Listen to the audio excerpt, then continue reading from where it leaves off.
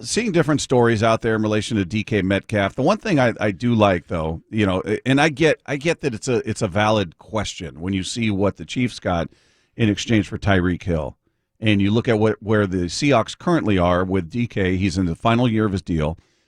He made it clear. We played the clip yesterday. He'd like to stay here. Pete told, I think, Salk that they're wanting to re-sign him, so the interest is mutual. Now, I guess the bigger question is, what is that number going to be, and are they going to be able to afford it? And would you even – I'm of the opinion you keep him. You keep him. You don't – unless somebody just says, I'm unloading my draft to you for the next 3 years, and you can have anything you want. You can have all my number ones, my twos, and maybe they're a bad team, so you know it's going to be a high draft pick. Then, okay, you got to think about it. But he is that rare talent. And we talked about this with Bump yesterday. He's just something this franchise has never had. Yeah. In terms of his size, his speed at that position, and he's been durable. I mean, he came with injury concerns out of college, and that guy's been durable and played the whole season essentially with a foot that needed surgery. It's pretty amazing. I mean, now 2 surgeries that he's had to have. I mean, they were telling him in college that he would never play football again. So pretty amazing story. The thing is, though, I mean, you're trading away. So for Tyreek Hill, I mean, I don't know if the Chiefs were going to pay him $120 million, but you're trading that away for the right to get a bunch of players that, yes, you don't know what they're going to be, but they're also going to be pretty cheap, And if you have a guy like Mahomes on your team, then you're having to pay them. It's just tough. I'm really with Stink on this. That Mark Schlereth was saying, I'd have a hard time paying receivers just because there's so much that has to go right for them to succeed.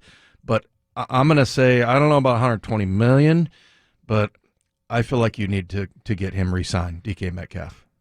So I feel like I don't know if you have to pay that much. I mean, maybe if they wait till next year, that's going to be like the new norm. Yeah. That you're getting $30 million as a receiver. Yeah, it feels like there should be some urgency to let's get this done now before any of these other deals get signed out there, because this is making the average annual rate go up, and it was already going to be expensive. And we thought Amari Cooper was expensive at $20 million a year, and then you see the latest deals with Tyreek Hill and Devontae Adams. You're going, okay, we better get this done quickly before his agent starts getting too greedy. Yeah. But it's just Stinks. I get Stink's point where everything's got to work in favor in order for them to succeed. And you look at the Seahawks, as we talked about right now, what's the likelihood of that? As we sit right now, again, you don't have either tackle, a left or a right tackle, and you don't know who your quarterback's going to be.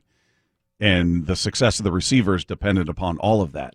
Yeah. So, yeah, that's a tough spot to say, yeah, we're going to pay whatever, $110 million, $100 million, whatever it's going to be for this guy, but we don't know what our offense is going to look like because we've got some really imperative spots that need to be filled. Yeah, no, it's you're right. I mean, who's going to be the quarterback that's going to throw him, the 100 catches that he's going to get? There's a big question mark there, and you have other needs. So, yeah, maybe you just suck it up and say, hey, let's see what he does this year, and if we have to, we'll pay him that kind of money. I just think he's a great football player. And with all that said about, and by the way, Stink stole that from me because what's that?